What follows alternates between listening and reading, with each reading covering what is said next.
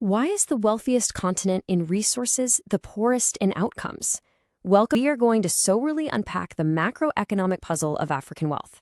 To do this, we'll be leaning on the institutional framework of economists Acemoglu and Robinson, we'll look at Dambisa Moyo's rigorous critique of foreign aid, and we'll pull from Chancellor Williams' long-arc historical view of civilizational disruption. Let's really get into these structures of power and money.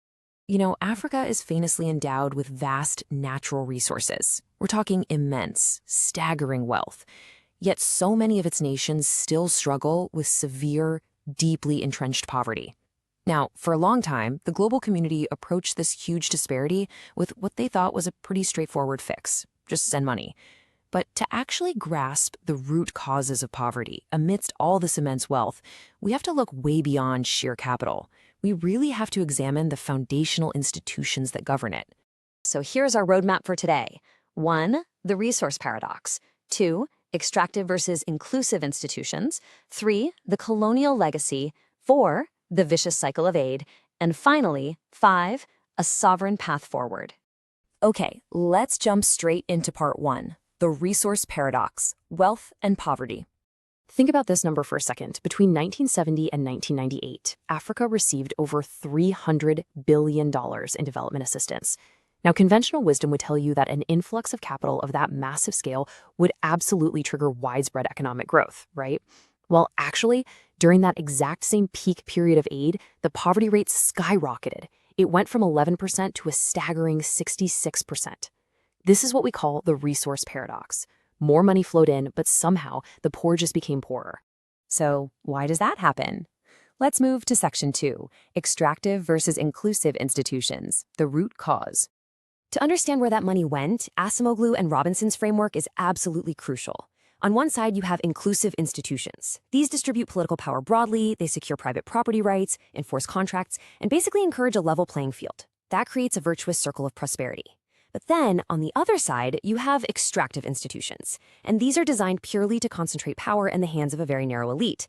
They allow that elite to expropriate wealth from the rest of society and essentially suppress free markets. Which brings us right into section 3, the colonial legacy, installing extraction. Now, Chancellor Williams takes a really long-arc view here, pointing out that the disruption of African civilizations actually stretches all the way back to 4500 BC. We know historical kingdoms like the Congo showed incredibly robust early organization, but European colonialism was a devastating modern acceleration of this disruption. Under powers like King Leopold II of Belgium, Europeans didn't just extract resources. They deliberately installed highly extractive regimes that were meant solely for plunder. It completely obliterated any chance for indigenous institutional reform. But here's the real tragedy. You'd think formal independence in the mid-20th century would fix this, right? Actually, no. Formal independence did not mean institutional independence. Acemoglu and Robinson refer to this as the iron law of oligarchy. It's this historical tendency where new leaders inherit the extractive state apparatus and just intensify it for their own benefit. The institutions were already perfectly set up to funnel wealth straight to the top without any checks and balances, so the new rulers simply took the place of the old ones. And the iron law of oligarchy is just devastating in practice. Let's look at Zaire, now the Democratic Republic of Congo. Mobutu Sese Seko used that highly centralized extractive state to personally steal an estimated $5 billion. To put that into perspective, that was equivalent to his country's entire external debt. In Sierra Leone, leaders like Siaka Stevens systematically eliminated political checks, which basically led to ruin, and Robert Mugabe in Zimbabwe maintained a fiercely corrupt elite. These aren't just isolated bad leaders, they're symptoms of deeply, deeply extractive political institutions. All right, let's fast forward a bit to section 4, the vicious cycle of aid, the modern trap. Enter Dambisa Moyo. Her thesis is a real paradigm shift. She argues that foreign aid functions exactly like a natural resource curse. Think about how a healthy democracy is supposed to work. A government taxes its citizens, and in return, those citizens demand accountability. They demand infrastructure. They demand the rule of law. But foreign aid provides freely usable cash directly to governments. This completely short-circuits their need to tax citizens. And by doing that, it completely severs their accountability to the people. Moyo maps out how this creates an incredibly vicious cycle. Step 1. Aid props up these corrupt extractive governments with easy cash. Step 2.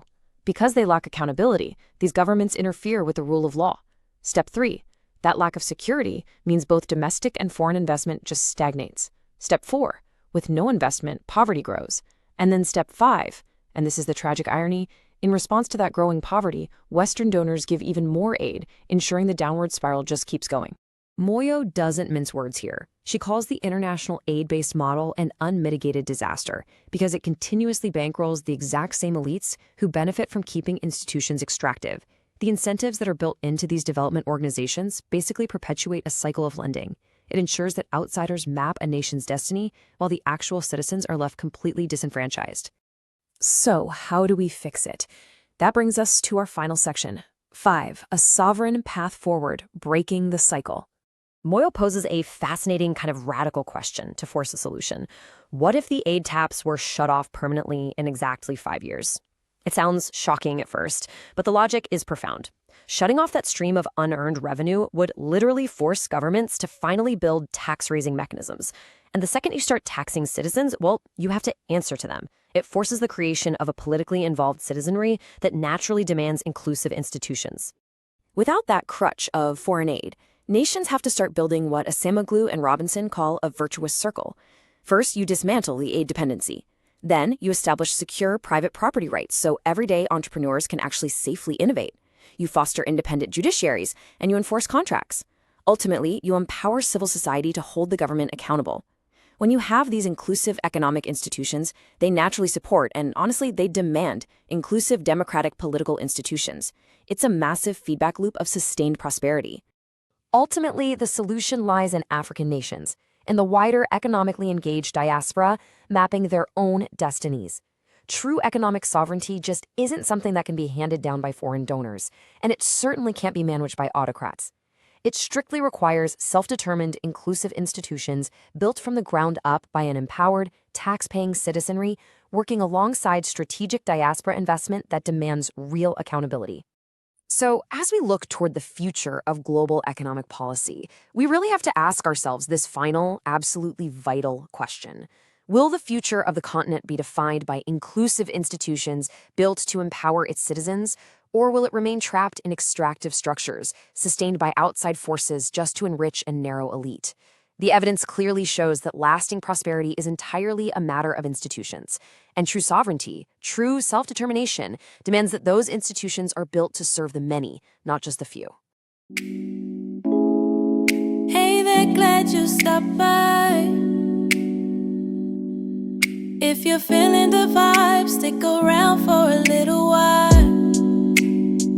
Don't forget to like and subscribe, like and subscribe.